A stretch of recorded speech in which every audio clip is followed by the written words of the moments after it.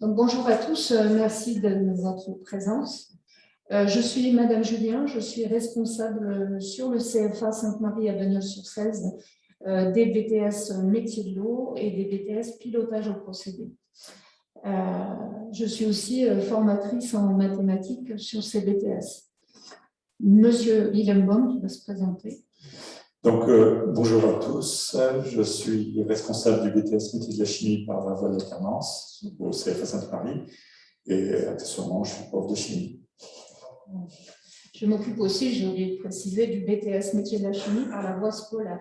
Nous sommes là pour le lycée, nous avons une formation en voie scolaire, c'est le BTS métier de la chimie, et 3 BTS par la voie de l'apprentissage sur le CFA Sainte-Marie. Ce que je peux vous dire, c'est que là, on vous fait une présentation dans un premier temps sur les 3 BTS. Et ce qu'on veut cibler en particulier, c'est quels sont les métiers qu'il y a derrière ces 3 BTS. Notre intention n'est pas forcément de vous amener vers... Enfin, on ne fait pas une formation pour faire une formation. On fait une formation et on doit avoir en tête qu'est-ce que je vais faire avec ce BTS derrière. À quel métier je me prépare. Donc, on a ciblé beaucoup sur le métier dans un premier temps et ensuite sur la formation. Et dans un deuxième temps, au bout d'une heure, on a prévu une table ronde, un échange sur l'apprentissage. Puisque je vous l'ai dit, on a 3 formations par apprentissage. Donc, quels sont les avantages de l'apprentissage? Voilà. Donc, on va commencer dans un premier temps, donc, comme je le disais, sur les métiers. Donc là, vous avez donc les 3 BTS qui existent chez nous. Le BTS métier de l'eau, qui existe chez nous depuis 1999. Le BTS métier de la chimie, qui existe depuis 2006. Et le BTS pilotage au procédé, qui existe depuis 2016. Donc, on va commencer par le BTS métier de l'eau. Alors là, vous avez des images de notre campus. On est bien sur le campus de la chimie et de l'eau. Il se situe en face du cimetière. On n'est pas gêné par les voisins, tout va très bien. Et vous avez ici à droite le laboratoire du BTS métier de l'eau. On a des laboratoires spécifiques à chaque BTS. Donc on peut enchaîner. Alors, le BTS métier de l'eau, pour quel métier? Donc on va voir une petite vidéo dans un premier temps qui explique qu'en fait, ce BTS prépare à être technicien dans l'assainissement. Il s'agissait de l'eau potable, puisque le matin, quand vous buvez de l'eau à votre robinet, pour pouvoir la boire, il y a derrière un technicien eau potable. Et c'est ce monsieur, c'est le travail de ce monsieur, s'assurer que vous ayez une eau potable à votre robinet.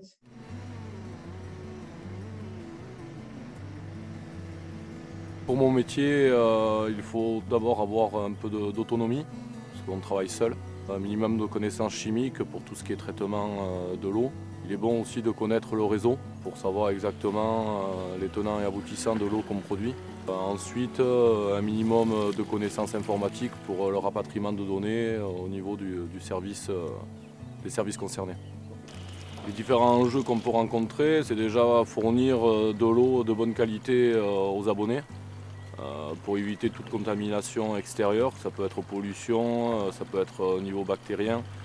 Donc mon premier contrôle au niveau de la production, notamment lié à la désinfection, permet d'assurer en sortie de production une eau conforme à la réglementation.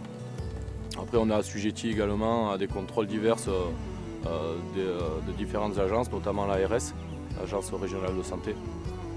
Ensuite, vérifier également que la qualité ne se détériore pas dans le réseau pour pouvoir assurer à l'abonné une eau de bonne qualité et propre à la consommation. Dans la région, donc, je suis amené à rencontrer des gens qui consomment l'eau que je produis, donc c'est une certaine fierté. Ensuite, assurer la production d'une ressource essentielle, donc, qui est l'eau. Donc sans eau, malheureusement, on ne peut pas faire grand-chose. Donc je pense que c'est ma plus grosse fierté.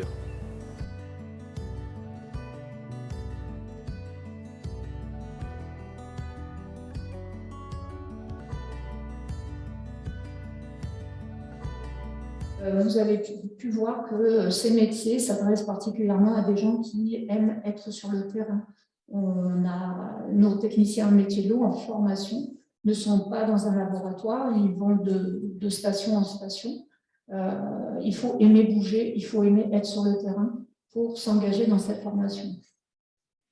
Et la deuxième partie, donc, le matin, quand vous prenez votre douche, le soir, vous salissez l'eau qui vous nettoie. Enfin, votre eau est sale à la sortie. Donc, l'eau va passer dans les canalisations pour arriver à la station de traitement des eaux usées, pour faire de cette eau usée de l'eau propre.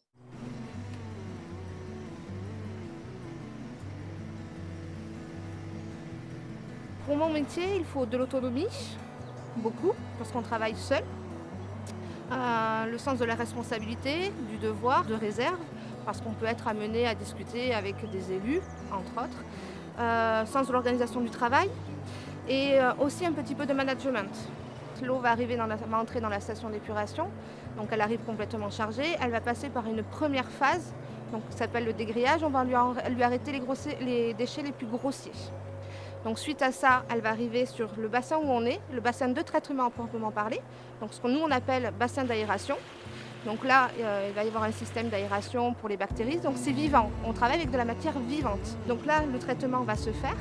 Ensuite, on va passer dans une zone de tranquillisation qui s'appelle clarificateur. Donc le principe, c'est de laisser décanter les boues qui sont lourdes, qui vont décanter au fond d'un bassin d'aération. L'eau claire va partir en surverse et va rejoindre comme milieu naturel après. Suivant les stations d'épuration, on nous impose un bilan 24 heures par mois.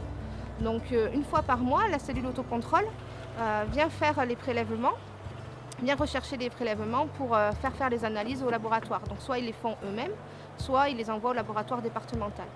Tout dépend où est-ce que la station d'épuration va rejeter. Si elle rejette sur un petit ruisseau, on peut nous imposer un suivi du milieu naturel. Alors nous, au sein du SIDEC, on a la certification ISO 9001, fait qu'on est, nous, agents d'exploitation, tenus à essayer d'avancer, d'évoluer correctement dans le gage de la qualité de rejet, la qualité aussi de travail de l'agent et de transparence surtout. C'est un métier qui est assez diversifié dans sa tâche. Moi, ce que j'aime dans mon métier, c'est rendre service, entre guillemets. On a quand même un rôle environnemental, petit peut-être à notre échelle, mais si on fait si chacun travaille comme nous, petit par petit, on va arriver à faire quelque chose d'assez gros et assez conséquent pour l'environnement.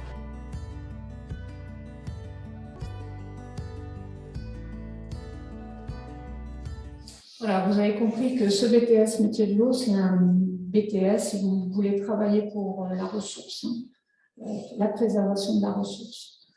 C'est vers ce BTS qu'il faut vous diriger.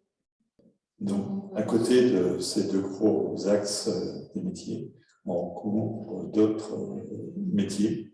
Oui, il y a notamment la conception des unités de traitement. Donc, on est soit sur l'eau potable, soit sur l'assainissement. Et on peut être aussi en cabinet d'études assistant de l'ingénieur pour concevoir ces stations d'eau potable ou ces stations d'eau usée. Donc, c'est un travail essentiellement sur ordinateur où on va faire des plans de stations. On est l'architecte, en fait, des ouvrages qui servent à traiter l'eau. Et de plus en plus, on va s'apercevoir qu'on a des nouveaux métiers qui apparaissent sur le BTS métier de l'eau. Notamment, il n'est pas normal qu'on ait dans nos cuvettes des WC de l'eau potable. En Afrique, les jeunes Africains manquent d'eau potable. Nous, on utilise cette eau potable pour les WC, ce n'est pas normal. Donc aujourd'hui, dans un souci de respect de l'environnement, de la préservation de la ressource, on a de nouveaux métiers qui apparaissent pour faire en sorte que l'eau qu'on utilise dans la maison, à certains endroits soit eau potable, à certains endroits soit de l'eau propre. Donc voilà, c'est tous ces métiers-là qui apparaissent aujourd'hui. On a aussi des métiers qu'on va retrouver dans les industries. Par exemple, Sanofi va utiliser de l'eau. Cette eau, Sanofi va la salir. Elle va devoir, avant de le rejeter en canalisation, la traiter. Donc toutes les industries telles que Orano, telles que SOR, telles que Suez, telles que Sanofi, vont traiter l'eau avant de la rejeter. Voilà, c'est les métiers qu'il y a derrière ce BTS métier. Alors, quelle formation pour faire ce BTS? Alors, il faut savoir que, comme dans tous les BTS, on a de l'enseignement général. Ça couvre environ un tiers de la formation. Nous sommes en apprentissage, donc ça veut dire qu'on va couvrir à peu près 12 heures de formation par semaine de culture générale, d'anglais, de mathématiques et de sciences physiques. Donc, culture G, 3 heures, anglais 2 heures, mathématiques 2 heures et sciences physiques 3 heures. Les 2 tiers du temps restant, on est axé essentiellement sur l'enseignement professionnel, l'enseignement technique, Donc, on va retrouver le génie des procédés de traitement des eaux, la qualité. Vous avez entendu la dame dire tout à l'heure qu'elle était manager, donc vous aurez des cours de management, relations professionnelles et encadrement. Et vous aurez derrière tout ce qui concerne l'hydraulique, l'électrotechnique, l'automatisme, la régulation et la conception des unités. Donc, voilà. Alors, à Sainte-Marie, on a pour habitude de colorer la formation pour s'adapter à ce qu'attend l'entreprise. Donc, on a rajouté des modules, étant donné que vous êtes en apprentissage, il y a 30 heures pour couvrir l'enseignement de base et il nous reste 5 heures pour couvrir avec des modules complémentaires. Donc, on a rajouté l'habilitation à travailler en hauteur, l'habilitation électrique, le code des marchés publics, l'habilitation à IPR, qui est l'habilitation qui permet de travailler sur la voirie. Quand il y a des travaux sur les routes, on a besoin de cette habilitation.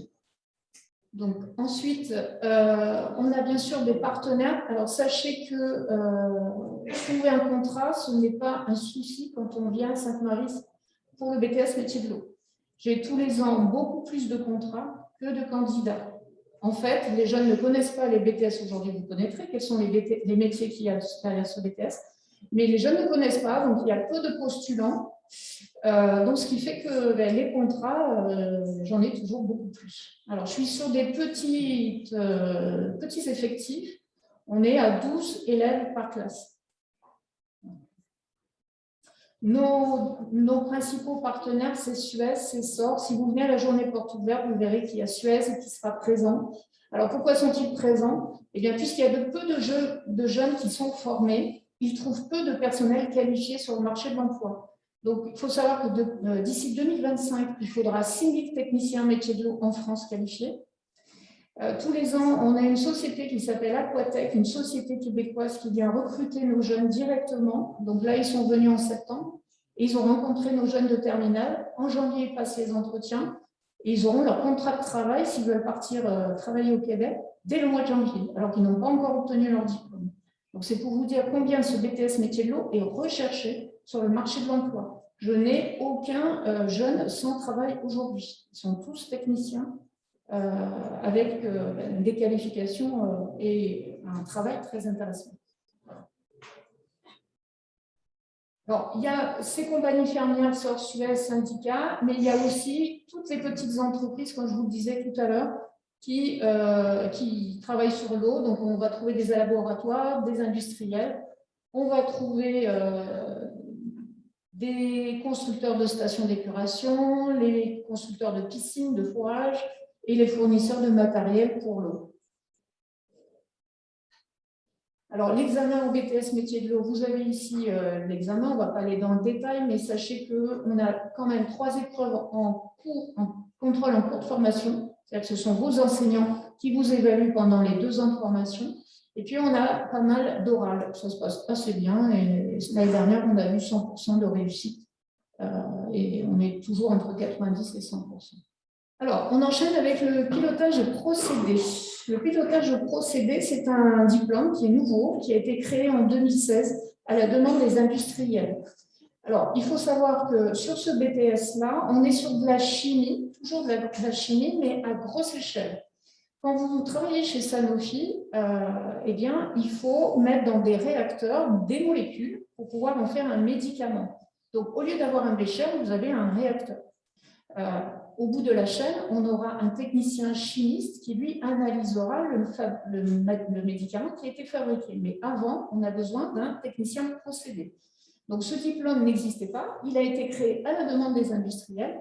Là, encore une fois, on est sur un diplôme nouveau. Il y a une forte demande de techniciens pilotage de procédés. Pour information, récemment, j'ai eu 70 offres d'emploi pour ceux qui sont sortis en 2020, enfin 2021. Là aussi, je n'ai pas assez de jeunes formés à ce diplôme pour les postes offerts sur le marché de l'emploi. On est sur des postes qui sont en poste, donc ils font les 5-8. Et donc, on est sur des salaires à plus de 2 000 € par mois en début de carrière. Alors, les secteurs, l'intérêt du pilotage de procédé, c'est que ça couvre énormément de secteurs. À partir du moment où vous partez d'un produit A, pour arriver à un produit B et que vous le transformez, vous êtes dans le procédé forcément. Donc, on est dans la chimie, le caoutchouc, le papier carton, la métallurgie, tout ce qui concerne l'énergie. Par exemple, Orano, c'est notre principal partenaire.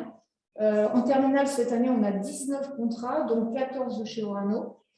Sur la première année, on est sur les mêmes effectifs aussi. Donc, voilà, Orano est très, très intéressé par ce BTS. Ça concerne aussi le secteur de l'eau. On peut aller sur l'eau, puisqu'on transforme de l'eau usée, on en fait de l'eau propre. Le secteur du textile, ça concerne moins notre bassin d'emploi, mais c'est possible. Vous savez ce que c'est que la plasturgie? Tous les plastiques. Les plastiques, ok. Alors, quand on est technicien pilotage de procédés, eh bien, en fait, on a des responsabilités en tant que soit chef de poste, chef d'atelier, technicien de fabrication, on est l'assistant de l'ingénieur. On est déjà en tant que responsable et on est amené par la formation dans sa carrière à diriger une équipe d'opérateurs. Donc, on a des fonctions de manager. Faire le pari du procédé avec le BTS Pilotage de procédés. Le nouveau BTS Pilotage de procédés permet d'exercer un métier lié à la transformation de la matière en milieu industriel. Cela comprend l'ensemble des actions qui permettent de fabriquer des produits qui seront vendus soit à d'autres industriels, soit à des consommateurs. Les diplômés du BTS Pilotage de procédés peuvent travailler dans de nombreux secteurs industriels innovants. Par exemple, dans les industries chimiques qui fabriquent notamment des matières plastiques, des produits cosmétiques et des peintures, ou encore le secteur du médicament, de l'agroalimentaire ou des bioraffineries. Ils peuvent exercer leur activité sur une ligne de production ou au sein du département procédés d'un site industriel. Sur une ligne de production, le diplômé du BTS Pilotage de procédés occupe le poste de technicien de production au sein d'une équipe composée d'opérateurs qui interviennent directement sur les installations et d'un agent de maîtrise qui a une fonction d'encadrement.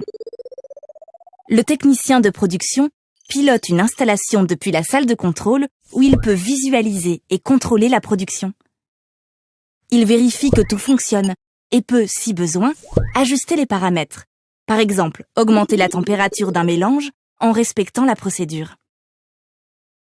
Par ailleurs, il est le garant de la sécurité des installations et des personnes, de la qualité des produits, de la protection de l'environnement, ainsi que de la maîtrise des coûts. Le technicien de production peut travailler en horaire décalé, le matin, l'après-midi ou le soir, car certains sites industriels fonctionnent 24 heures sur 24. Au sein du département procédés, le diplômé apporte son expertise aux différentes unités de fabrication pour optimiser les procédés. Il peut ainsi tester une nouveauté sur une ligne de production pour la généraliser ensuite. Il peut également collecter des données sur les lignes de production pour contrôler la qualité du produit et réaliser des statistiques, par exemple le nombre d'incidents. Le diplômé du BTS Pilotage de procédés peut évoluer vers le poste d'agent de maîtrise ou d'ingénieur. Cette évolution nécessite une formation complémentaire. Il peut également travailler dans des domaines tels que la supply chain, regroupant la logistique et les achats, ou dans le domaine qualité, sécurité, environnement. Grâce au BTS Pilotage de procédés, vous saurez suivre et optimiser les différents types de procédés et vous aurez les connaissances et les compétences opérationnelles nécessaires pour travailler dans l'industrie.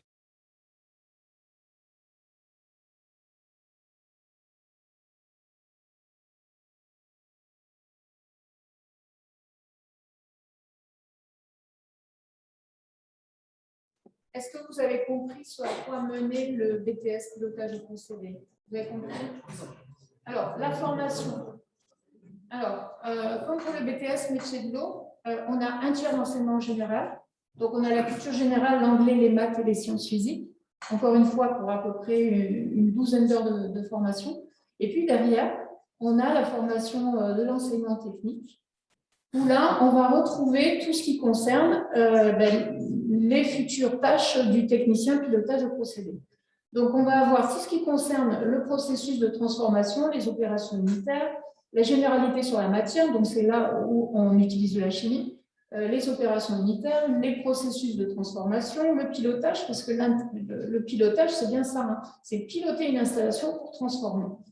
Le management, puisque vous êtes amené à devenir chef d'une équipe, le QHSSE, c'est-à-dire la qualité d'hygiène, la sécurité, santé et environnement. Vous travaillez en industrie, donc il y a des règles à respecter, c'est le QHSSE qui vous permettra de connaître toutes ces règles, et la communication, bien sûr.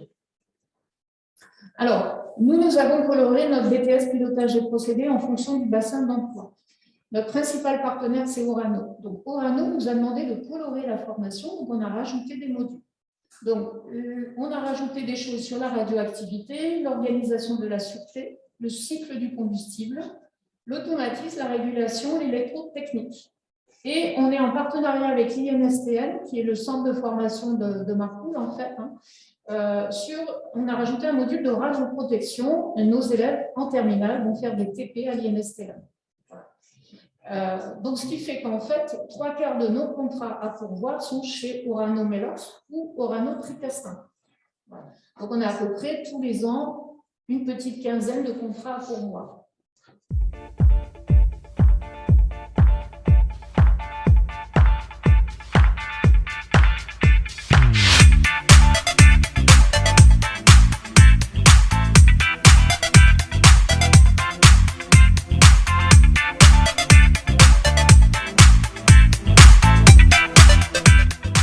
Je suis ravi de vous accueillir à la Maison des Métiers sur le Tricastin. Le groupe Orano est fortement implanté dans la région sud-est où 5500 salariés s'investissent quotidiennement.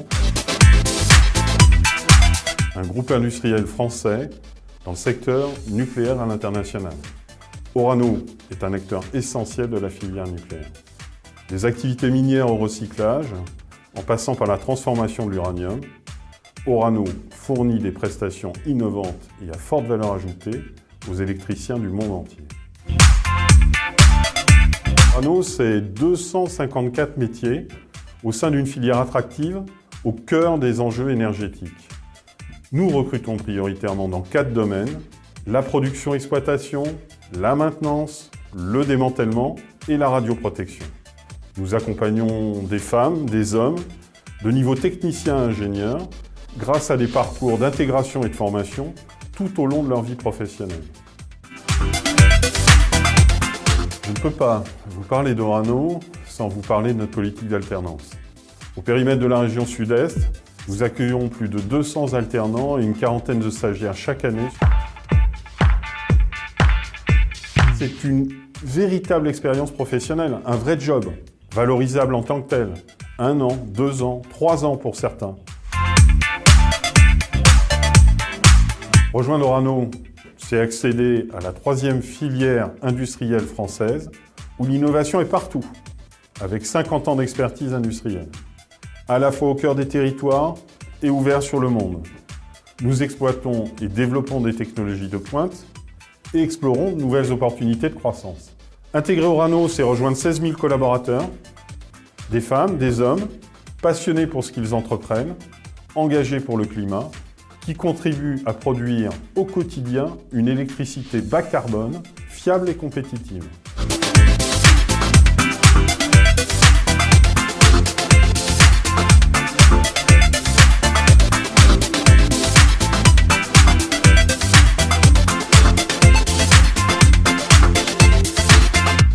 Voilà, si on a inséré ce film d'Orano, c'est bien parce que c'est notre principal partenaire. Et que tous les ans, au mois de mai, ils viennent chez nous recruter nos jeunes. Donc, voilà, vous voulez travailler chez Orano, c'est en BTS pilotage et procédés, puisque sur le site de Melox, on va faire de l'uranium, on va faire du MOX, des pastilles qui vont servir au combustible des centrales nucléaires. Et sur le site de Tricastin, on sera essentiellement sur l'enrichissement de l'uranium. Donc, on est dans le BTS pilotage et procédés, puisqu'il y a transformation. Alors, on a aussi coloré, quand je vous dis qu'il y a 3/4, il reste quand même 1/4 des contrats qui se font avec l'industrie pharmaceutique, soit Sanofi à Ramon, soit Sequence qui est juste à côté. Donc, on a mis un module industrie pharmaceutique avec tout ce qui est pratique de fabrication d'un médicament, les exigences réglementaires, les risques et des exemples de procédés de fabrication de médicaments. On a aussi des contrats dans la cosmétique. Donc, on a un module cosmétique avec un formateur, un dirigeant d'entreprise qui vient pour faire des cours de fabrication de crème de jour. Comment on fait de la crème de jour en grosse quantité? C'est du pilotage de procédé aussi. Crème de ligne aussi. Voilà. Donc, on a des formateurs qui viennent du monde de l'entreprise. Donc, ça permet de vous parler vrai et de ne pas avoir des profs. Les profs, c'est bien, moi je suis prof. Hein. Ils amènent la théorie, mais les formateurs du monde industriel vous expliquent leur vie de tous les jours. Donc, c'est aussi encore plus intéressant. Alors, on a, comme pour le BTS métier de l'eau, des habilitations particulières, l'habilitation électrique. Le PR1CC, on l'a intégré dans notre formation. Ça veut dire que même ceux qui travaillent chez Sanofi passent le PR1CC. Ça veut donc dire qu'au bout des 2 ans, si Sanofi ne les embauche pas, au bout de 2 ans, ils peuvent aller travailler sur Orano parce qu'ils ont leur PR1CC déjà. On fait passer à tout le monde. Et on a aussi le CACES niveau 3, vous savez, le CACES qui permet de conduire les chariots élévateurs à moins de 6 mètres. Alors, nos partenaires, vous l'avez compris, il y a le nucléaire, avec Orano, Framatome, c'est les 2 gros groupes, la pharmacie, on l'a dit, Sanofi et Sequence. Et puis, les petites entreprises, enfin, pas si grosses, pas si petites que ça, Yoplait, on a déjà travaillé avec Yoplait, Saint-Gobain-Avignon, Lafarge, Bouteille. L'examen, on va vite le passer, on en parlera dans 2 ans si vous venez, mais on est essentiellement sur du CCF. Partout, vous voyez CCF. Donc, il n'y a pas d'épreuve, il n'y a que 3 épreuves sur table. Comme vous le connaissez pour le bac, les épreuves qui viennent d'en haut. Tout le reste, c'est vos enseignants qui vous évaluent tout au long de la formation, pendant les 2 ans. Alors, je passe la parole à monsieur Villeneuve pour la chimie. Donc là, je vais vous présenter donc, le 3e BTS. Faire le pari de la chimie avec le BTS métier de la chimie. Le nouveau BTS métier de la chimie permet d'exercer un métier dans de nombreux secteurs industriels. Par exemple, dans les industries chimiques, qui fabriquent notamment des matières plastiques, des produits cosmétiques et des peintures, ou encore dans l'aéronautique, dans l'agroalimentaire ou dans le traitement de l'eau. Le technicien chimiste peut travailler en entreprise, sur un site de production ou dans un centre de recherche et développement. Sur un site de production, les diplômés de ce BTS peuvent devenir technicien d'analyse qualité ou technicien environnement. Le technicien d'analyse qualité intervient dans le laboratoire de contrôle d'un site industriel. Sa mission est d'analyser les matières premières utilisées pour la fabrication d'un produit, le produit en cours de fabrication et le produit fini, afin de vérifier qu'ils sont bien conformes au cahier des charges du client et aux exigences de qualité déterminées par l'entreprise. Pour cela, le technicien d'analyse qualité doit respecter des normes et des procédures précises. Le technicien environnement est chargé de surveiller l'empreinte environnementale du site industriel et de participer aux actions de prévention. Il effectue des analyses sur l'ensemble des effluents du site et sur les milieux environnants, air, sol et eau. Il est le garant du bon fonctionnement des unités de traitement des rejets et du respect des procédures de recyclage. Dans un centre de recherche et développement, le technicien chimiste travaille au sein d'équipes projets et effectue des recherches pour concevoir de nouveaux produits ou améliorer un produit existant. Il peut être spécialisé en synthèse, c'est-à-dire dans l'élaboration de nouvelles molécules, en formulation, c'est-à-dire dans la mise au point de nouveaux produits ou de nouvelles propriétés d'un produit, ou en analyse, c'est-à-dire dans le développement de nouvelles méthodes. Quelle que soit sa spécialité, le technicien chimiste en recherche et développement peut avoir à présenter et à expliquer les résultats de ses expériences aux autres membres de l'équipe projet. Qu'il travaille sur un site industriel ou dans un centre de recherche et développement, le technicien chimiste pourra suivre des formations tout au long de sa carrière, afin d'évoluer vers des métiers transversaux comme technico-commercial ou assistant technique de fabrication. Après une formation et une expérience significative au sein d'une entreprise, il pourra également devenir responsable de laboratoire. Le BTS métier de la chimie forme donc des jeunes aux techniques d'analyse, de synthèse et de formulation de produits chimiques et leur apporte les connaissances et les compétences opérationnelles nécessaires pour travailler dans l'industrie.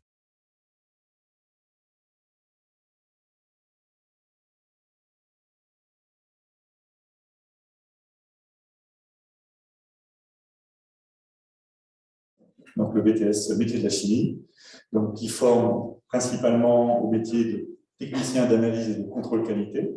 C'est-à-dire que ce sont des techniciens qui vont être, à la différence des deux autres BTS, plutôt au laboratoire, d'accord, et qui va contrôler ce qui vient de la production. Si vous travaillez chez Orano, vous allez contrôler les pastilles d'uranium pour savoir si elles respectent les cahiers des charges des clients. Si vous travaillez chez Sanofi, vous allez contrôler que le médicament contient bien la bonne. Vous travaillez chez L'Oréal, vous allez contrôler que le parfum ou les cosmétiques aient les bonnes couleurs, les bonnes compositions. Donc ça, c'est le premier métier. Le deuxième métier, c'est technicien d'analyse en recherche et développement. Donc là, c'est plutôt en labo de recherche, par exemple comme le CEA, le CNRS, et vous allez développer des nouvelles molécules, des nouvelles formules, voilà, des nouvelles techniques d'analytique. Technicien synthèse, là, c'est plutôt sur la synthèse organique, la chimie organique pour fabriquer des molécules. Et technicien formulation, c'est vraiment dans une entreprise donc de cosmétiques, j'en ai parlé, mais ça peut être aussi dans les ciments, fabriquer du ciment, c'est de la formulation, des peintures, des shampoings, du dentifrice, tous ces axes. Donc, quand vous assemblez différentes molécules pour faire un produit qui est commercialisable, c'est de la formulation. Quand vous faites chez vous une mayonnaise, vous faites de la formulation. Quand vous parliez de dentifrice, il y a toujours une question qui revient. Comment on fait signal pour avoir ces bandes rouges? Ah, ça c'est le secret de production. C'est le secret, c'est pas bon. Nous, on fait le dentifrice. Les bandes rouges, c'est... Donc, comme tout BTS, on a un enseignement général, donc culture générale, de l'anglais. Alors, à la différence des deux autres BTS, on a une heure d'enseignement scientifique. Je crois que ce que vous avez en STL également, ce qu'on appelle l'ESLV, l'enseignement scientifique en langue vivante, c'est un prof de chimie qui enseigne les techniques et les termes techniques en anglais. 3 heures de mathématiques. Dans l'enseignement professionnel, donc on retrouve le QHSSE, comme on a expliqué tout à l'heure. L'analyse, donc tout ce qui est dosage, bien sûr plus avancé, 8 heures. La synthèse chimique, ou synthèse organique, 8 heures. Et le troisième module, qui est la formulation, 8 heures. Donc 3 fois 8, 24 heures de chimie, dont la moitié sont des travaux pratiques. Ça, c'est les horaires de la voie par alternance. Il y a un petit peu moins en voie scolaire. Donc, effectivement, sur ce BTS métier de la chimie, le lycée Sainte-Marie vous propose les 2 voies, la voie scolaire et la voie d'alternance. Donc, d'autres savoirs, donc la communication scientifique, la gestion de projet. Donc, vous avez 3 heures en première année au second semestre pour la voie scolaire. Pour la voie d'alternance, le projet se fait bien sûr en entreprise. La connaissance de l'entreprise, une demi-heure en première année. Et pour ce BTS métier de la chimie, vous avez 8 semaines de stage pour la voie scolaire en 2e année. Bien sûr, pour la voie par alternance, le stage, c'est tout au long des 2 années de BTS. Donc, les entreprises, on retrouve un peu les mêmes entreprises du bassin d'emploi. Bien sûr, on trouve le CEA Orano, qui retrouve à peu près un tiers de nos apprentis. Sanofi, également. EDF, que chaque année, EDF Tricastin nous embauche 2 alternants, pratiquement. Et derrière, il y a un emploi pratiquement assuré. En fait, c'est une succursale, les labos d'EDF Tricastin, c'est une succursale de Sainte-Marie maintenant. Parce qu'on doit avoir une quinzaine d'apprentis, d'anciens apprentis qui sont chez eux. Bien sûr, on trouve d'autres entreprises dans les matériaux, donc Saint-Gobain, VFP, Pédales, Timagagro qui fait près de 7 des engrais, Pernod Ricard pour faire du contrôle qualité sur les alcools, Rousselot qui fait de la gélatine pour nos capsules de médicaments, et l'analyse ou traitement, enfin, différentes entreprises. Voilà. Donc, vous voyez, c'est vraiment très diversifié en termes d'entreprises peuvent accéder à ce BTS métier de la chimie. Pour l'examen, là aussi, je vais passer très rapidement. Une majorité d'épreuves en contrôle en cours de formation. On a les 2 épreuves écrites de chimie qui sont en examen final, et comme tous les BTS, l'épreuve de culture générale qui est à la fin de la 2e année. Alors, à Sainte-Marie, quels sont nos plus? Nous sommes depuis décembre 2020 certifiés Calliope. Il faut savoir que Calliope, c'est une exigence du ministère du Travail qui gère tous les CFA de France. et tous les CFA de France doivent être certifiés Calliope d'ici au 31 décembre 2021. Nous avons un an d'avance. Le taux de réussite avoisine les 90% et nous avons fait sur les 3 BTS au CFA Sainte-Marie 100% de réussite l'année dernière. On met à disposition pour chaque élève, donc que ce soit voie scolaire ou apprenti, un iPad pour pouvoir accéder sur Internet, faire des comptes rendus de TP, de cours, etc. Les cours, on fait plus photocopie papier, on envoie de l'iPad du prof à l'iPad de l'élève, comme ça il a tous ses cours de toutes les matières condensées dans le numérique. Un effectif réduit, puisqu'on est à un maximum 18 élèves chaque année, dans chacune des voies. Et on forme à la préparation, à l'entretien d'embauche et à la réalisation du CV en avril 2021 pour les futurs élèves. Si vous êtes intéressé, vous pouvez vous inscrire pour suivre cette formation, savoir comment rédiger un CV, une lettre de motivation, comment passer un entretien d'embauche. C'est des choses importantes, puisque les entreprises, quand elles recrutent en apprentissage, elles ont pour certaines quand même un objectif, c'est de vous embaucher après le BTS. D'accord? Donc, elle fait une sélection. Donc, c'est important qu'on sache comment passer un entretien. Voilà. Et on vous aide, bien sûr, sur les 3 BTS, à trouver une entreprise. On vous donne des listes d'entreprises, des noms d'entreprises, des voies recherchées de votre côté. Mais il y a également beaucoup d'entreprises qui nous connaissent, qui ont presque des partenariats avec nous, on peut dire, et donc, qui nous envoient chaque année des mails en disant « Voilà, je recherche pour la prochaine rentrée. X apprentis, est-ce que vous pouvez envoyer des CV ?» Donc, pour intégrer ce BTS, il faut que vous vous inscriviez sur Parcoursup. Je pense que vos formateurs vous ont expliqué ce que c'est. Vous pouvez venir à une journée porte ouverte, on va voir les dates ultérieurement. Et vous pouvez, pour ceux qui sont sortis du système scolaire, ce n'est pas votre cas, déposer un dossier avant avril 2020. Pour l'alternance, c'est la même chose. Voilà. Je voulais juste revenir un tout petit peu sur Parcoursup, si vous me le permettez. Je vous en prie. À partir du 20 décembre, Parcoursup sera à jour de toutes les formations en France. Vous pouvez consulter déjà Parcoursup. Allez, pendant vos vacances scolaires, peut-être pas, mais quand même, allez voir. Il sera à jour à partir du 20 décembre de tout ce qui existe en France et toutes les spécialités, toutes les formations, tous les établissements. Si vous pourrez le faire jusqu'au 21 janvier. Au 21 janvier, vous pourrez affiner vos choix. À partir du 21 janvier, va commencer cette fameuse inscription. Et vous allez vous inscrire du 21-22 janvier jusqu'au 29 mars. Donc, vous avez presque 2 mois pour vous inscrire. J'insiste un peu là-dessus parce que vous avez vu que ces BTS relèvent de Parcoursup. Et dans chaque spécialité, vous pouvez demander vous pouvez faire plusieurs vœux et vous pouvez candidater, allez, je dirais à l'extrême, quel que soit votre choix, sur plus de 100 spécialités ou intérêts. Ce dont parlait M. Lilian-Bonne, c'est que avec votre choix d'inscription, on va vous demander une lettre de motivation. Et cette lettre de motivation, je vous dis qu'une seule chose ici. N'allez pas chercher sur Internet comment la faire. Je le répète à chaque fois quand j'interviens un tout petit peu en conférence. Les animateurs, les équipes pédagogiques, les jurys qui vont regarder vos dossiers, alors ils respirent de l'Internet. Eux, j'ai l'impression qu'ils doivent respirer de l'Internet toute la journée. Ils savent très très bien si vous avez fait un copier-coller. Soyez clairs. Vous vous présentez. Je m'appelle tata. Et vous parlez avec votre langage. N'allez pas chercher un site de synonymes où tel mot, vous allez l'enrichir d'un autre, peut-être un peu plus pompeux. Ça ne sert à rien.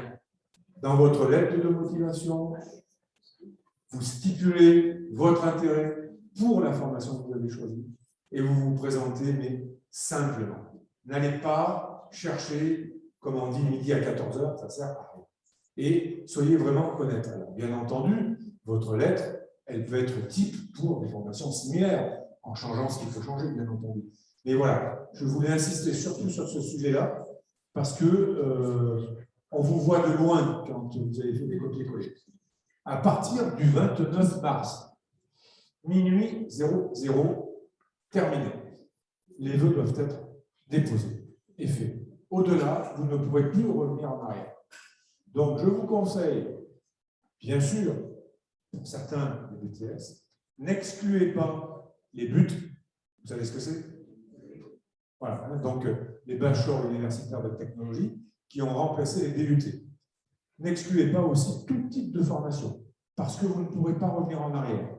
Et si toutefois vous avez oublié ou pas pensé, ben, mes chers amis, vous attendrez le mois de septembre pour voir s'il y a des places de libre. Donc, vraiment, n'hésitez pas, mettez le maximum de choix, c'est dans votre intérêt, d'accord? Et si vous choisissez un diplôme avec des spécialités, ça ne vous empêche pas de cocher toutes les spécialités, d'accord? Ce qui est très intéressant à savoir, au-delà de l'algorithme qui va traiter toutes vos demandes, au-delà des jurys d'école, ce que vous devez savoir, c'est qu'il n'y a plus de hiérarchisation. Il y a 2 ans, quand on parlait d'APB, on devait mettre en premier le vœu qui nous intéressait, puis le deuxième, puis le troisième, puis le quatrième. Maintenant, imaginons que vous ayez 100 vœux, eh bien, c'est vous qui allez surveiller la progression de vos vœux au fur et à mesure de l'avancée de Parcoursup. L'algorithme, c'est quoi? Vous dites, oui, je prends ce vœu, ben vous libérez une place pour un autre. On est d'accord?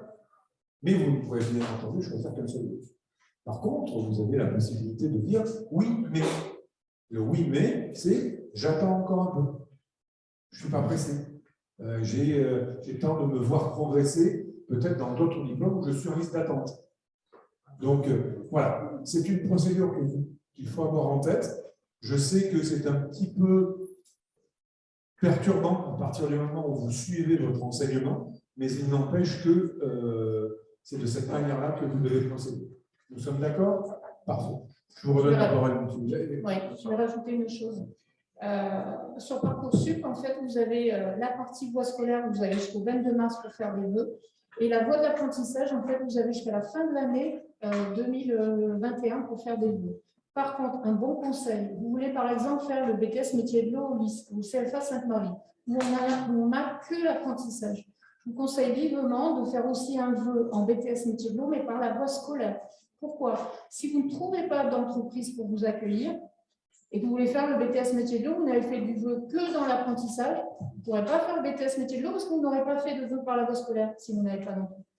Est-ce que je me suis bien fait comprendre? Donc, obligatoirement, vous faites un vœu par l'apprentissage, vous faites le même par la voie scolaire. Et Madame Julien fait très très bien de rappeler ce que j'ai oublié. Effectivement, sur Parcoursup, on choisit aussi les voies par alternance. Et ce, pratiquement toute l'année. Donc voilà, vous voyez qu'il y a quand même des réflexions à mener et vous avez d'énormes possibilités de choix. Je rajouterai là-dessus un dernier point qui paraît peut-être bête, mais on a chaque année des CV, des lettres de motivation avec des fautes d'orthographe. Et quand on envoie ce genre de CV, on n'a pas le temps, Mme Julien et moi, de relire tous les CV, lettres de motivation que vous envoyez aux entreprises. Quand un chef d'entreprise lit un CV, une lettre de motivation, avec des fautes d'orthographe, c'est vraiment grave. Voilà. Je suis tout à fait d'accord avec M. Lilian, mais j'ai oublié de le dire aussi. Vous allez forcément taper votre lettre de motivation sur un traitement de texte. Et j'espère qu'on vous a dit qu'il existait un correcteur d'orthographe. Tout au moins, vous voyez qu'il y a des mots qui sont vagués en rose ou en rouge. Là, il y a un problème. Et quand nous, on voit des fichiers originaux et que je vois, moi, une vingtaine de mots vagués, je me dis, mais ils n'ont rien compris ou quoi? Vous avez un correcteur d'orthographe qui peut vous aider à 80%. Après, on peut discuter sur les accords, les participes passés, bon, etc., etc. Mais quand même, vous avez un correcteur d'orthographe, utilisez-le. Ce n'est pas compliqué, bon sang. Voilà, donc pour l'alternance, c'est un peu le même parcours, donc le Parcoursup, des entretiens de motivation, donc avec les entreprises, formation à l'entretien d'embauche avec OTC, qui est une association d'anciens RH à la retraite ou de directeurs de production de Sanofi ou d'Orano, qui viennent nous aider à Sainte-Marie pour la réalisation des CV. Donc, ces BTS sont ouverts bien sûr au bac scientifique, c'est à peu près 40%, au bac STL également 40%, et au bac pro, on a à peu près 20% de bac professionnel dans chacun de ces 3 BTS. Et quelques étudiants qui ont fait une première année de faculté qui reviennent au travail. Bonjour, je m'appelle Nice Vetter. Je viens d'un bac pro PCEPC de 3 ans et là je suis actuellement en BTS métier de l'eau au lycée Sainte-Marie. Alors j'ai choisi cette formation car en bac je suis allé faire un stage en station d'épuration et ça m'a vraiment plu et du coup plus tard j'aimerais devenir gérant d'une STEP. Alors le BTS dure 2 ans, donc moi c'est un BTS en alternance, donc je fais 2 semaines en entreprise et 2 semaines en cours. Donc en termes de matière, on fait l'électrotech, l'électricité, on fait du traitement des eaux, on travaille sur les réseaux et puis il y a toujours un peu de français. Alors, le métier de l'eau c'est un secteur qui recrute beaucoup et puis l'eau c'est vraiment quelque chose qui a de l'avenir. Puis moi personnellement plus tard j'aimerais travailler en station d'épuration et pourquoi pas partir dans un autre pays.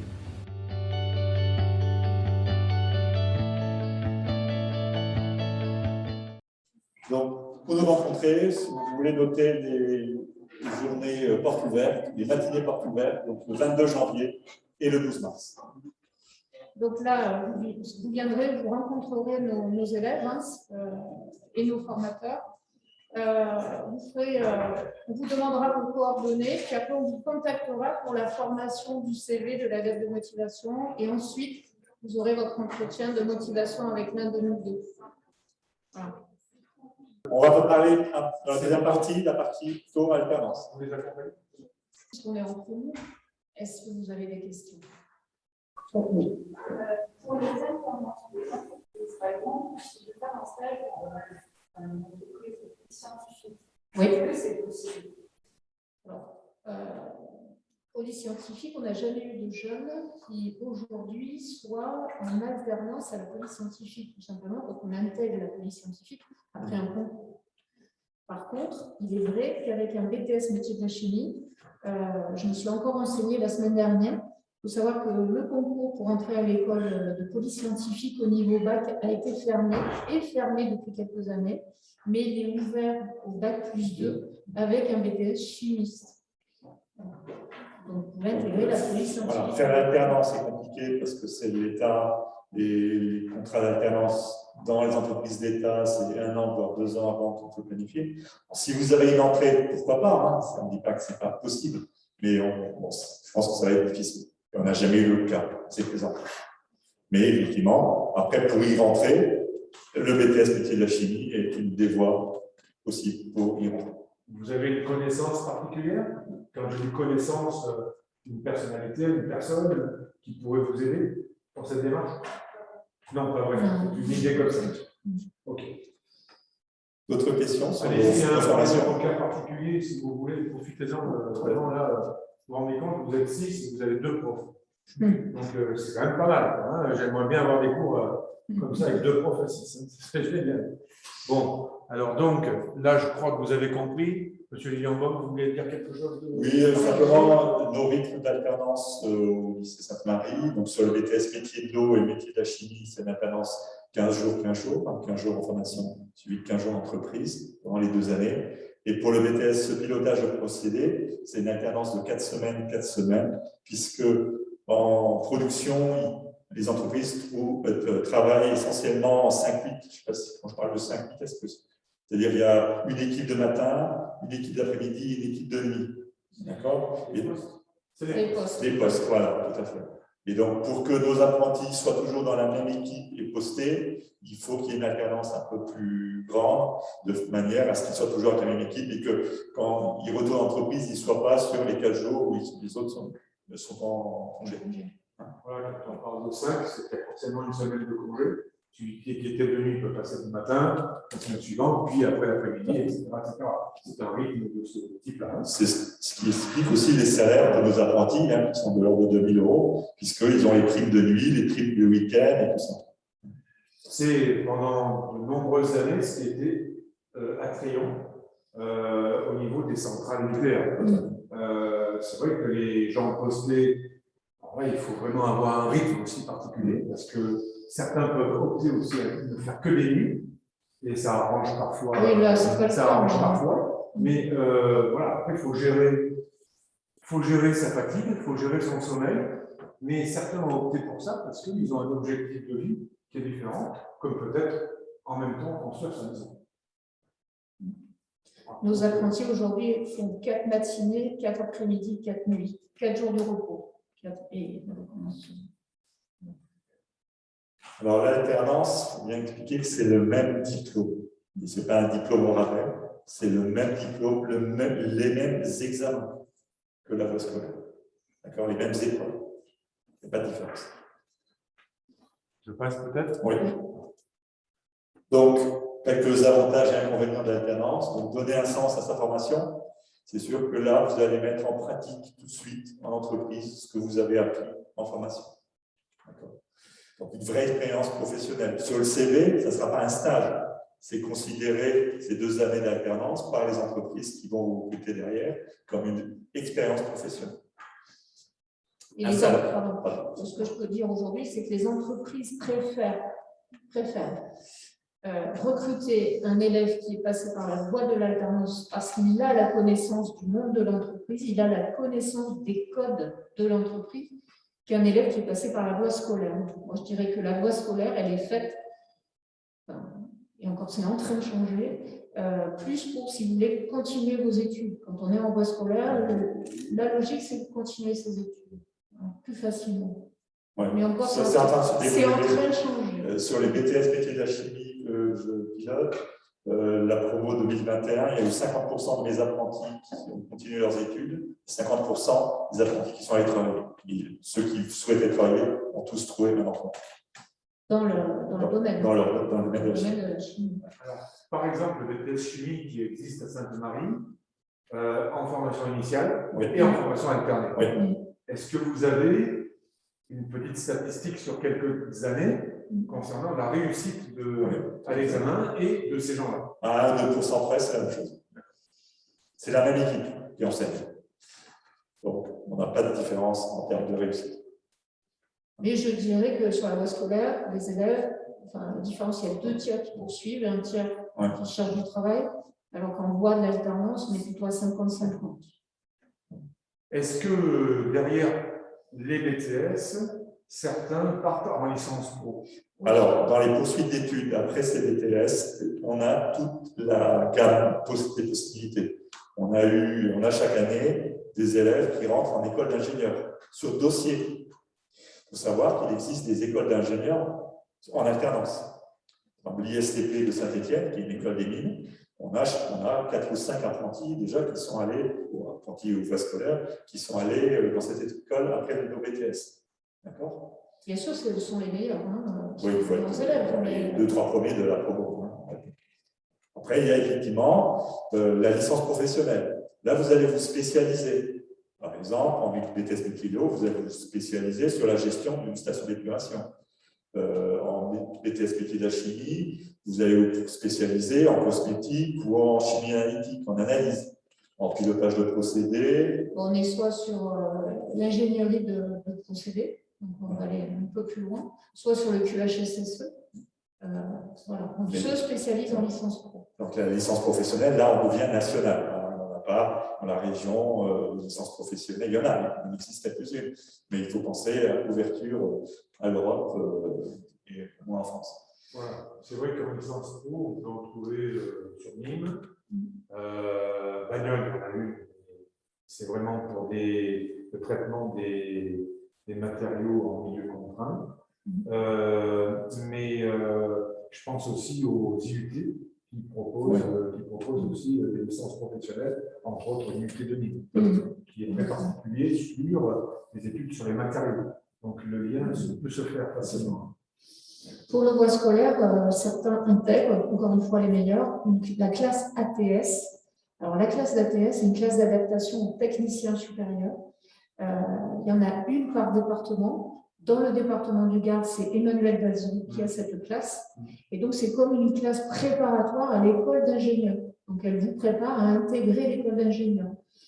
Si vous allez dans les Bouches-du-Rhône, le département des Bouches-du-Rhône, c'est le lycée des Remparts à Marseille. Voilà. À Avignon, j'avais le nom, je ne sais plus, il me semble la tête, il y a une classe par département. Donc, nous, l'année dernière, en voie scolaire, on en a 2 qui sont partis en ATS. En alternance. ATS sur Nîmes, oui. Oui. On a eu un jour un élève, on en est très fiers, qui a intégré les Remparts à Marseille. Il a tenté le concours de Normal Sup, il a réussi, il est arrivé premier. Oui. Après une licence, est-ce que il y en a qui continuent? Oui. Master pro, master général, plus un doctorat. Un BTS, que je veux insister, ce n'est pas une fin en soi. D'accord? Mais vous avez un diplôme qui est reconnu par la profession. Si, comme je dis, vous en avez marre des profs et des études et des lycées, vous voulez aller travailler, vous pouvez. Et si vous voulez continuer vos études, vous pouvez également. Hein? C'est possible, par exemple, faire un BTS pendant 3 ans, après arrêter 2 ans. 2 ans, après arrêter tout et partir à la Alors, il faut savoir que dans tous les ans, on a des salariés qui intègrent nos formations en BTS. Donc, on a déjà eu un monsieur de Sanofi, 36 ans, il est revenu passer son BTS chez nous. Cette année, en BTS pilotage et procédés, j'avais un monsieur de 32 ans qui a intégré le cours avec les bacheliers et qui a suivi. Donc, ça peut être notre situation dans 10 ou 20 ans. Je voulais préciser aussi qu'après un BTS, ce n'est pas systématiquement la licence pro. On peut réintégrer une licence générale. Alors, on pourrait penser que le BTS donne 2 ans et on rentre en licence en L3. Ce n'est pas le cas. C'est souvent L2. Il m'est arrivé, moi, de voir de nos jeunes intégrer la L3, mais c'est sur des facultés qui sont peu demandées. Je pense par exemple à une fac, Saint-Jérôme, dans les quartiers nord de Marseille. C'est très peu demandé. Donc là, ils avaient intégré nos 2 élèves en L3. Voilà. Mais c'est rare. Hein. C'est plutôt des... Montpellier, par exemple, n'intègre encore L2. On a bien répondu à la question. Un BTS obtenu vous permet de revenir dans le milieu général et de vous présenter sur une L2 en général. Alors, vous avez fait le BTS chimie et vous êtes passionné d'histoire, ou de géo, ou d'autre chose, ou de langue. D'ailleurs, c'est pas mal éventuellement de partir sur une licence double, anglais, allemand, anglais, espagnol, etc., pour consolider vos acquis. Très important, parce que je crois que vous avez bien compris ici que l'anglais est indispensable. Alors, il y a l'anglais littéraire et il y a l'anglais technique. Ça faut bien faire la différence des deux. Mais dès que vous savez assembler quelques mots en anglais, vous vous adapterez très facilement à une doc technique. Voilà. Et d'ailleurs, j'en ai fait l'expérience, je ne sais pas vous, mais de plus en plus de matériel, de plus en plus de procédures sont en anglais. On voit de moins en moins le faire. En chimie, toutes les publications internationales sont en anglais. D'accord? Donc, c'est pour ça que l'enseignement technique en anglais est important. En procédé, généralement, les modes opératoires des productions, elles sont faites en français. Parce que les opérateurs de production ne savent pas forcément tous bien comprendre l'anglais. Mais au départ, effectivement, vous serez avec ce BTS technicien supérieur. Donc, si vous avez des procédures qui viennent d'une filiale étrangère, vous l'aurez en anglais. Ce sera à vous de la traduire en français. Ça peut faire partie aussi du programme, je suppose, de traduire une doc. Ah ben oui, c'est complètement dans le programme. Moi, en BTS chimie, chaque année, dans le sujet d'écrit, il y a un petit protocole d'analyse en anglais. Bon, c'est dans les techniques, hein, c'est facile. Oui. C'est quoi la différence entre un BTS chimie ou un BUT chimie? Ah, j'allais la faire. Voilà. C'est important de la faire. Tout à fait, vous avez raison de poser cette question. Alors, jusqu'à présent, les DUT étaient peut-être un peu plus théoriques que nous. Nous, on avait, comme je vous ai expliqué, on a 12 heures de TP par semaine. Les IUT, c'est quand même moins. D'accord? On était plus sur des formations plus professionnelles. D'accord? Donc, quand on fait des TP, c'est avec des visées professionnelles. Pourquoi vous faites telle molécule? Pourquoi vous faites telle analyse? D'accord? Et moins théorique comme les IUT.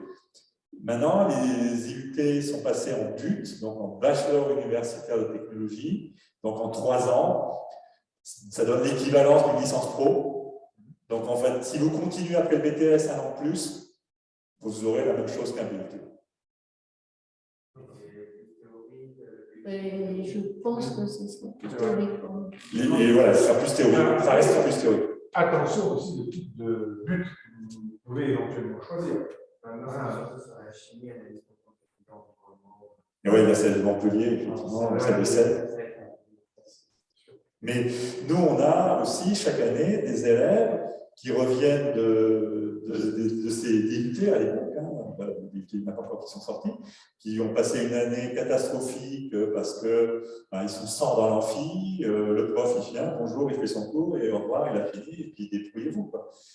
Alors qu'un BTS, c'est un peu plus, surtout, pas uniquement chez nous, hein, on est plus encadré, on est plus proche de nos élèves. C'est moins un amphi de faculté.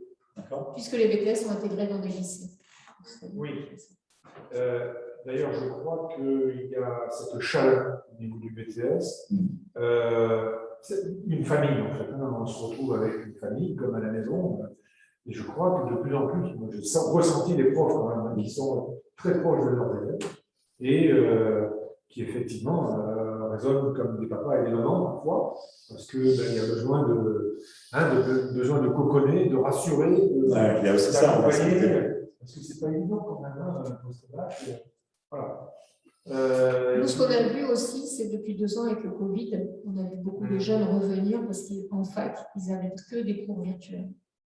Et donc, ils étaient perdus les pauvres. On pense qu'on y arrivera. J'espère. On aura plus simple. Nous, on n'a jamais fermé l'année dernière. On a fait 2 semaines et encore, on était à moitié confinés parce que les alternants avaient le droit de venir en TP. Donc, voilà. Donc, si j'ai bien compris, quand on va faire un BUT, par exemple, si on n'arrive pas à faire les 3 ans, par exemple, au bout de la première année, on n'y arrive pas, ou alors on valide notre première année et au cours de la seconde année. Et non, on ne peut pas. Alors, il n'y a pas le système de crédit. Et non, ça ne marche pas. Parce que, si vous voulez, en BTS, vous avez vu, il y a des épreuves en CCF. Et il y a pas de la formulation. Et il n'y a pas de BUT qui font de la formulation. Donc, toute cette partie du programme, vous ne l'auriez pas vu. Vous auriez vu d'autres choses. Donc, il n'y a pas de... Effectivement, il y a les ECTS, les unités de crédit, mais les passerelles intermédiaires en fin de première année ne sont pas validables. Oui. Moi, c'est une question qu'on va avoir 2 ans de BUT pour s'entraîner avec le BUT. Est-ce qu'on prend un BUT dans plus de 2 ans? Est-ce qu'on prend Alors, maintenant, jusqu'à présent, il y avait une période intermédiaire où, au bout de 2 ans, on obtenait quand même le BUT. Là, maintenant, c'est terminé. Promotion actuelle, on va jusqu'au bout des 3 ans. Je reviens sur ce que vient de dire M. Lilian-Beaune à propos des ECTS.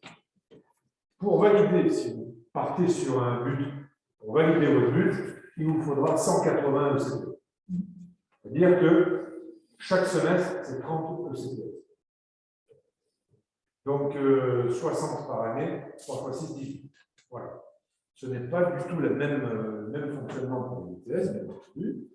Mais juste pour vous dire que les ECTS, ils ne sont pas perdus.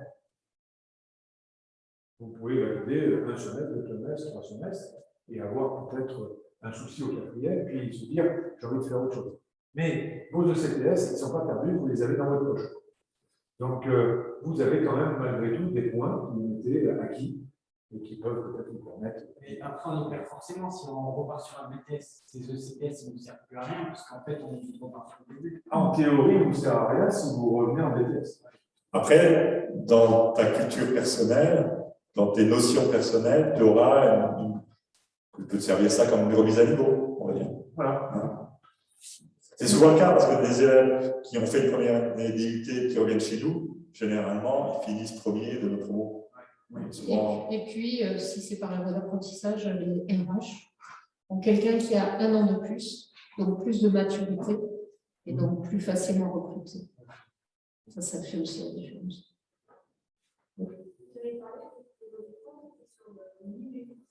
Oui. Est-ce que c'est obligatoire? Alors, le numérique, on utilise le numérique d'abord parce que ce sont les entreprises qui nous l'ont demandé. Elles veulent que les jeunes s'approprient l'environnement et soient capables d'utiliser une tablette sur leur poste de travail. Donc nous, on s'est adapté et on a fourni cette tablette. L'intérêt de la tablette, c'est d'abord d'éviter d'avoir un cartable de trop de cours. Et surtout, on vous envoie les cours par AirDrop, vous les recevez en direct, vous les rangez dans votre dossier, vous ne les perdez plus. Vous rangez bien, vous avez un dossier maths, un dossier culture G, un dossier, voilà.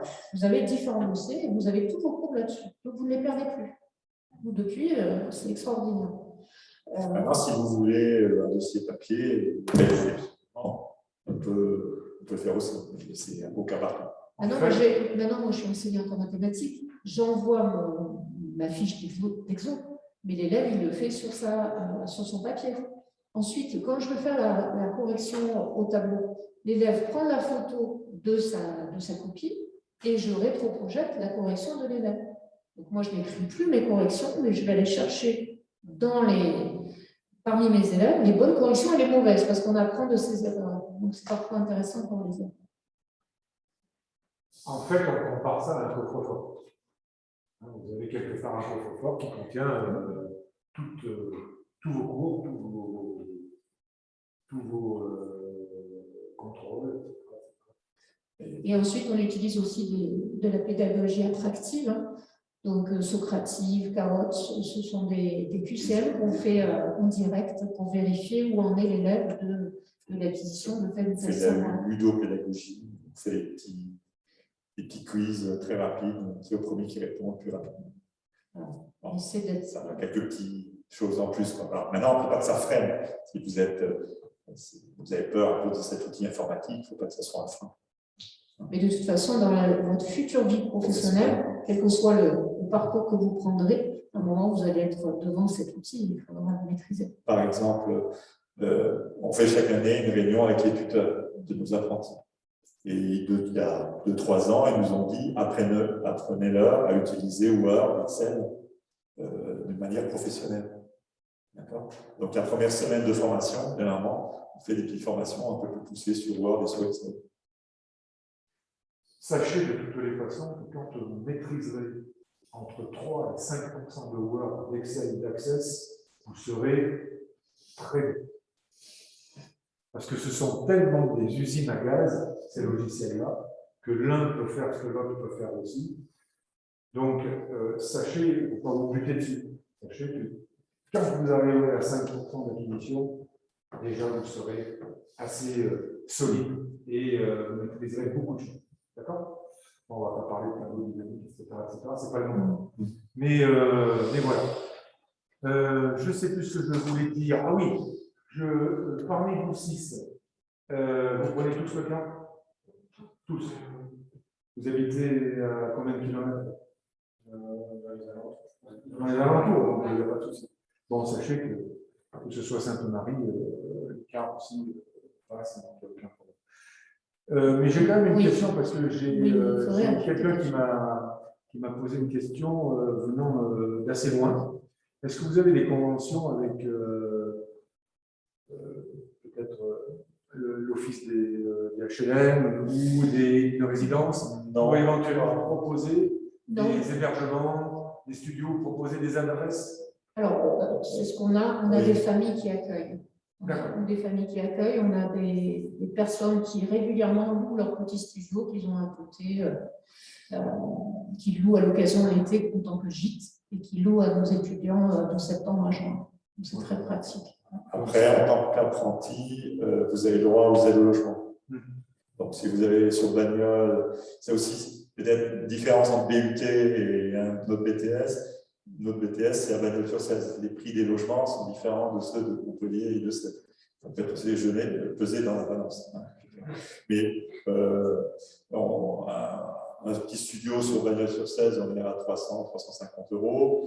On va voir un peu d'après vos salaires en tant qu'apprenti. Dans cette celle-là, c'est celle d'après. Voilà. Non, c'est Ah, on a tout dit déjà là. Ouais. Ah oui, vous avez remarqué, hein, ouais. vous avez remarqué 16-30 ans. Ce qui explique que je suppose que le monsieur qui est revenu de Sanofi, Alors, lui, il n'a pas dû avoir de problème avec l'employeur. Ah non, aucun. Voilà. C'est même Sanofi qui a voulu qu'il soit diplômé. Il faut savoir qu'il y a en alternance, le temps 2, je fais la parenthèse, il y a deux types de contrats. Il y a le contrat d'apprentissage et il y a le contrat de professionnalisation. Ce sont deux contrats d'alternance. À moins de 30 ans, la plupart des entreprises signeront un contrat d'apprentissage. Alors, vous avez ici les salaires. M. Willembaum, qui est spécialiste de l'argent, c'est responsable financier du CEF, comme je l'ai dit, va commenter. Donc, vous voyez donc le salaire de l'apprenti. Alors déjà, je ne sais pas, vous avez peut-être parlé avec vos parents de salaire.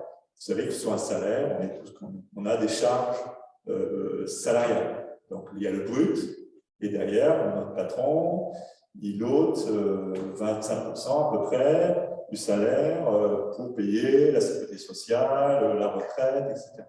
Quand vous êtes apprenti, vous n'avez pas de charges salariales. C'est-à-dire que les montants que j'ai donnés là, qui sont bruts, sont les mêmes nets. C'est ce que vous avez touché à minima.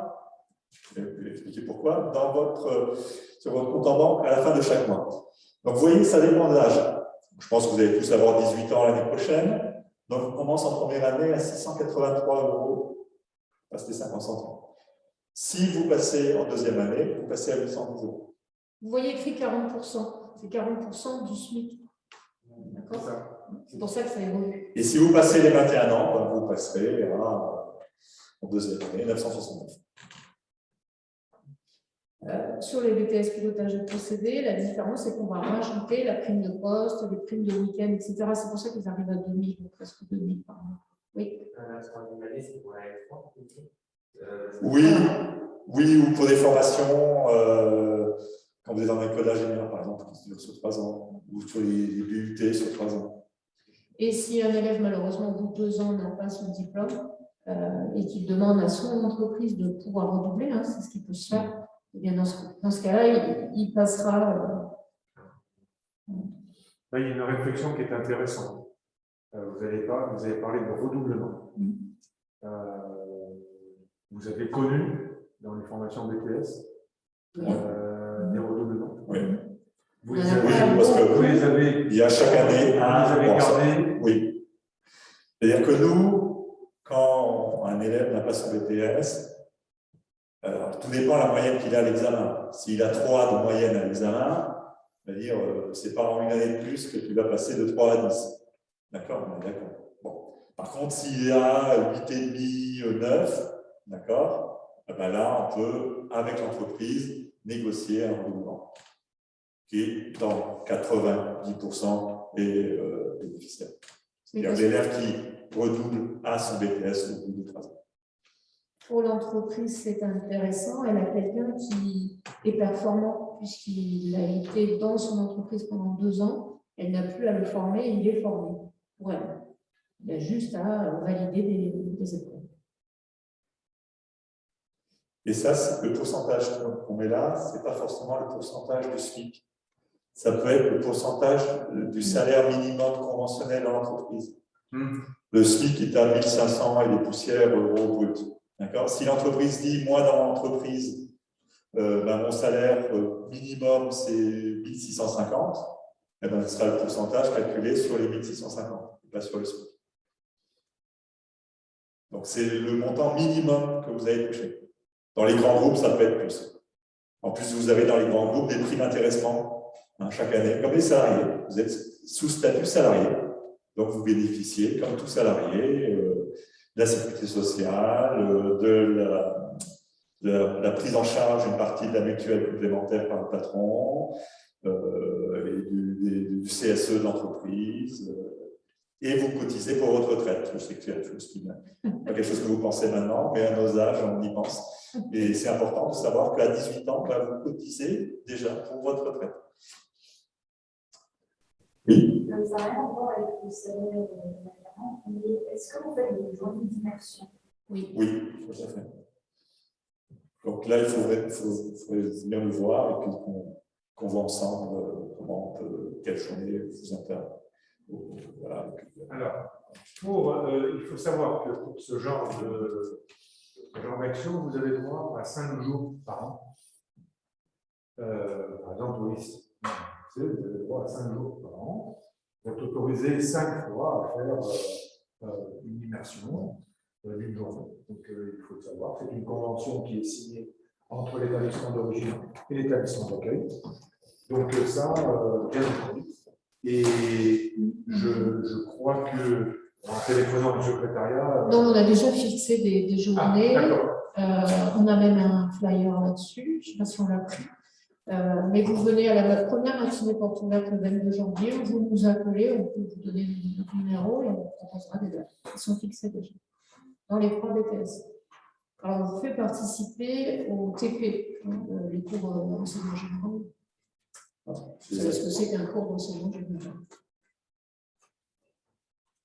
Ouais, je crois qu'on a fait le tour. On a fait le tour. Je rajouterais peut-être une chose dont on n'a pas parlé au sujet du recrutement. Nous, on est engagé auprès des entreprises à recruter avant tout sur les savoir-être.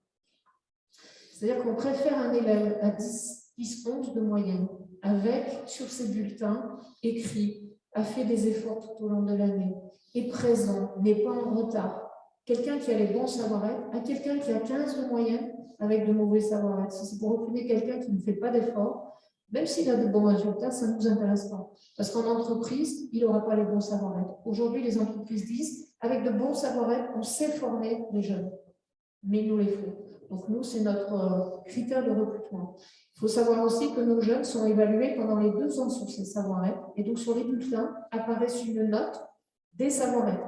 Mais elle est mise par le tuteur et par le centre de formation. Voilà.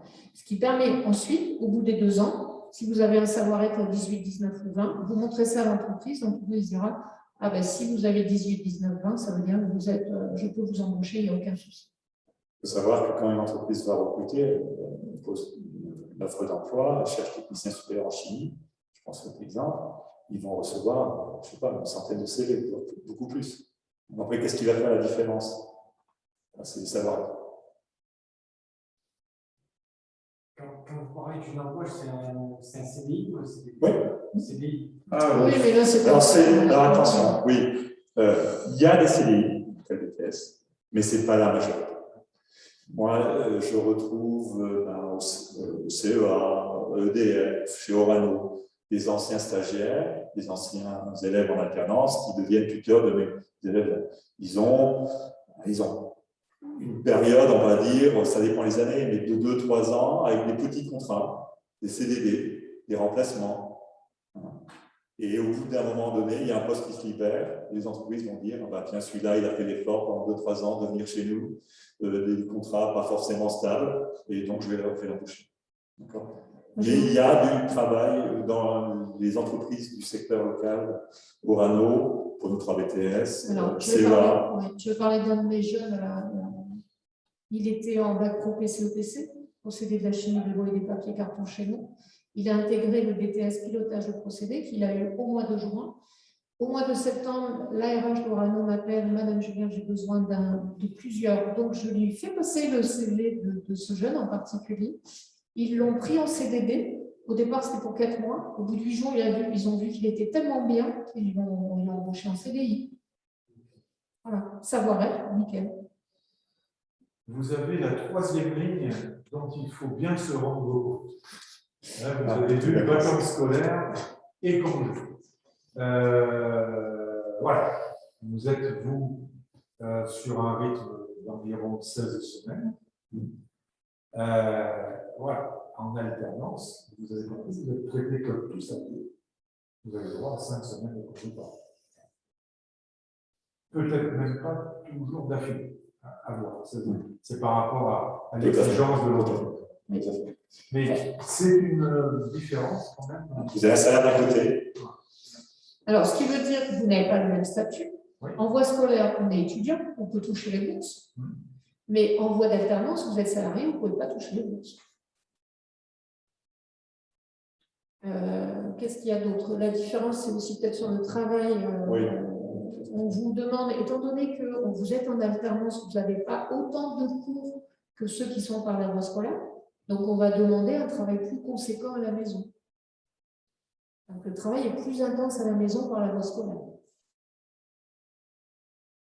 Par la voie scolaire, chez nous, le BTS métier de la chimie, c'est 1 100 € sur l'année, c'est-à-dire 110 € par mois. Deuxième année, c'est 100 € par mois pour la voie scolaire.